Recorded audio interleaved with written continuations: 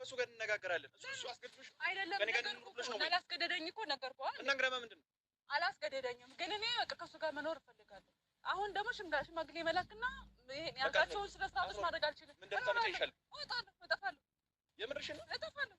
ከዚህ በኋላ ስራ ሲጀምር አትሄጂም። ቤት እዛው በግል ሁኔታ ስሬ ማስቀምጥሽ። የምሬን ነው። መስራት አድርጊ። ወይኔ ጉዴ!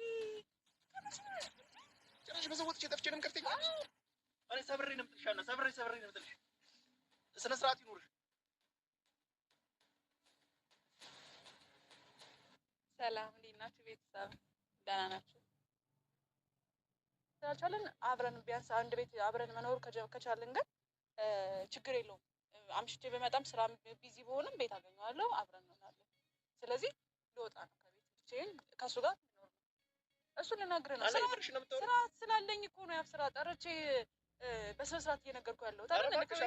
ዛሬ ነው የምትነግሪኝ? ይሄ ነው ስነ ስርዓት?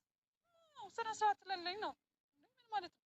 አትቆጣ ደግሞ። ኦኬ፣ ለዚህ ደረጃ ከደረሳችሁ እሱ ጋር ለዚህ ደረጃ ከደረሳችሁ ይላክ ሽማግሌ።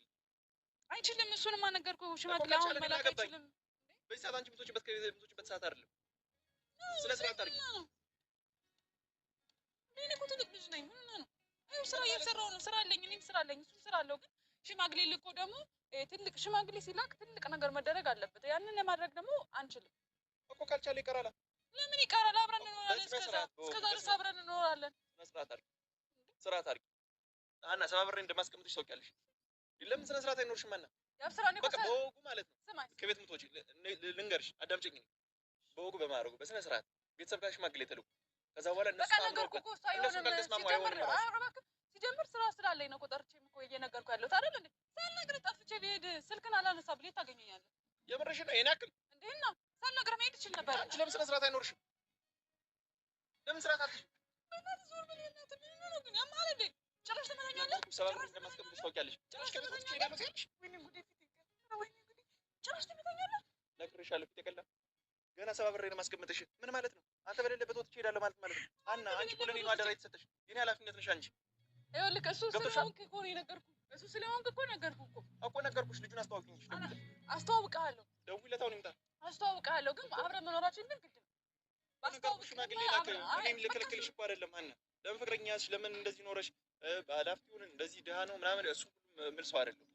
አንቺ ከወደድሽውና ከተፋቀራችሁ ነው ያገባኝ።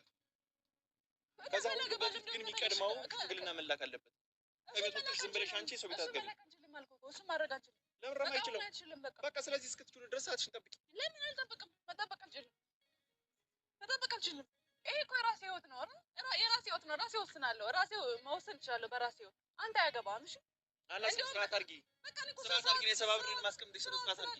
ልቀቀኝ። ወደ ስርዓት ስላለኝ መሰለኝ እኮ እንትን አልኩህ እንዴ? ምን ነው ያማል እንዴ? ስርዓት ስላለኝ ነው ነገር ማለት ነው።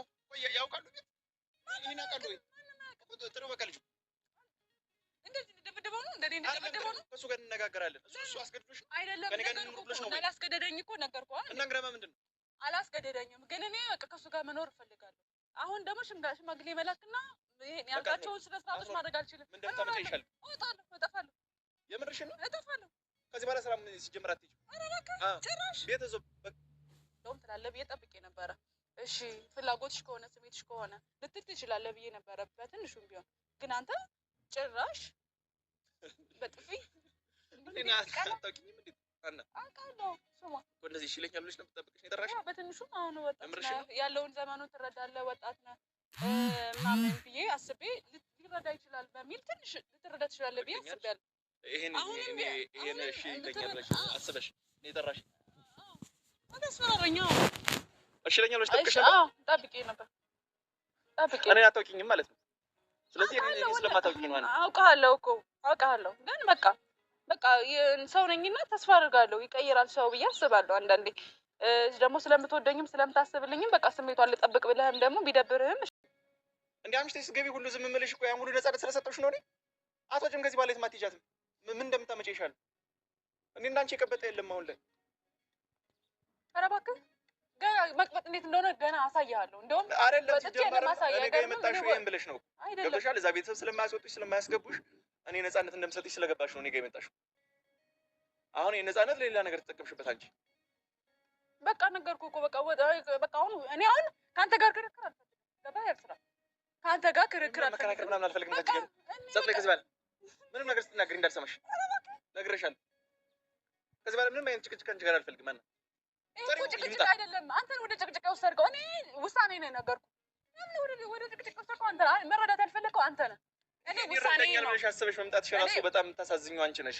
ለምን የማሳዝነው እንዴ? ለምን አሳዝናለሁ? ሰው ነኝ። ይረዳኛል ብለሽ አስበሽ ሰው ፍላጎት ማተረዳ ለምን አትረዳ? እኔ እኮ አልተረዳሁሽ ነገር የለም። ማነው ነገርኩሽ። በቃ ሽማግሌ ላክ በስነ ስርዓት። አይችልም። በቃ ሽማግሌ መላክ አይችልም። ሽማግሌ መላክ ስለማይችል ማድረግ የምችለው ወጥቼ አብረን መኖር ነው። ባለን ነገር አብረን መኖር ነው። በቃ እኔ እወጣለሁ። በቃ ከአንተ ወጥቼ ጊዜው ቢዘገይም ጊዜው ቢቆይም ወንድ ልጅ ብድሩን የማይመልስ ወንድ ልጅ አይወለድ ነው የሚባለው። ሰላም ጤና ይስጥልኝ። ውድና የተከበራችሁ የመታገዝ እንዴት አላችሁ? ነው ያለው። እግዚአብሔር ይመስገን ሁሉ ሰላም ነው። እናንተ ባላችሁበት ሰላማችሁ ይብዛ እያልኩኝ ዛሬ እንግዲህ ያው እህቱ እስከ ዛሬ እሱ ነበረ ከአንዴም ሁለቴ ሶስቴ ፕራንክ ሲያደርጋት የነበረው። ዛሬ ደግሞ እሷ ላገባ ነው፣ ከአንተ ጋር ልወጣ ነው፣ ከትዳሬ አጋር ጋር ብር ሊሆን ነው ሲላል እንግዲህ ያቡን አይታችሁታል። አንድ ሴት ልጅ ከቤት መውጣት የምትችለው በስነ ስርዓት አክብሮ ሽማግሌ ልኮ አንቺን ሲያገኝሽ ነው እንጂ ዝም ብለሽ ሄደሽ መግባት የለብሽም። ምክንያቱም ለአንቺ ክብር አይኖረውም በኋላ። እኔ ቤተሰብ አክብሮ ሽማግሌ ከላከ ድሃ ነው ሀብታም ነው አልልም።